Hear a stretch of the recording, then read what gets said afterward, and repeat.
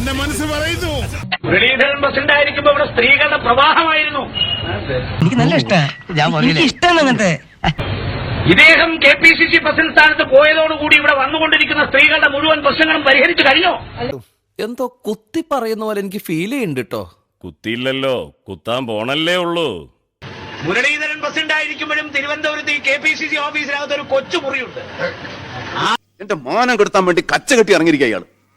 ആ മുറിയുടെ വാതിൽ അടക്കണമെങ്കിൽ അള്ളാക്ക കസം അബൂക്ക കുസും അടയ്ക്കൂ ഡെനീസേ എന്ന് പറഞ്ഞാൽ അത് അടയ്ക്കും.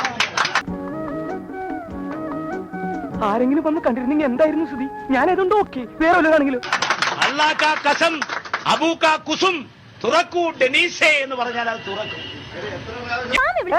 കുഴപ്പമില്ല, ഈ പ്രായത്തൊക്കെ ഉണ്ടാവും. എത്രയോ KPCC പ്രസിഡന്റുമാർ ഇവിടെ ഇരുന്നു. അന്നൊരു നേതാവും ഈ കൊച്ചുമുറിയിൽ രഹസ്യ സംഭാഷണം നടത്തിയത് ഞങ്ങൾക്കറിയില്ല. ഇതൊന്നും അങ്ങനെ വിടാൻ പാടില്ല. എന്തോ എടാ, ഇവിടെ ഇതും ഇതിന്റെ അപ്പുറം നടക്കുന്നത്. അന്നൊന്നും ഈ കൊച്ചുമുറിയുടെ വാതിലുകൾ അടയ്ക്കപ്പെട്ടിട്ടില്ല. അന്നൊന്നും മണിക്കൂറുകൾ ബന്ധിച്ചിട്ടില്ല. വന്ന് നിനക്ക് എന്ത് പറയാമെന്നായിട്ട് ഞാൻ പറയുന്നല്ലോ, നീ എന്നോട് പറയുന്നല്ലേ. ഇയാൾക്ക് മാത്രം എന്താ ഈ രഹസ്യം?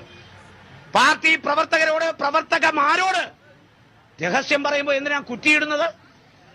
അല്ല ശങ്കർജി, ഞാൻ ഈ ബംഗ്ലാവിൽ വന്ന ശങ്കർജിയെ കാണുമ്പോഴൊക്കെ ശങ്കർജിയുടെ വേഷം പക്ഷിട്ട് ഇപ്പോഴും ശങ്കർജിക്ക് യാതൊരു മാറ്റമില്ല. രഹസ്യം പറയുമ്പോ എന്തിനാ കുറ്റിയിടുന്നത്? എന്തിനാ കുറ്റിയിടുന്നത്? ഞങ്ങൾക്കറിയണം. അതന്നെ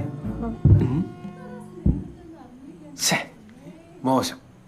അവർക്കോ സംസ്കാരമില്ല, നമ്മളതുപോലെ ആവണോ? ഒരിക്കൽ ഒരു പാർട്ടി പ്രവർത്തകയുമായി ഡിസ്കഷൻ കഴിഞ്ഞ് പുറത്തിറങ്ങിയ അന്നത്തെ KPCC പ്രസിഡന്റ് മുരളീധരൻ അദ്ദേഹത്തിന്റെ പ്യൂൺ ഡെന്നിസിനോട് ചൂടായി. പൈപ്പിൽ വെള്ളമില്ല. വാസു, ഇവൻ ഞാൻ ഉദ്ദേശിച്ചതിനെക്കാളും തറയാണല്ലേ തത്തറ.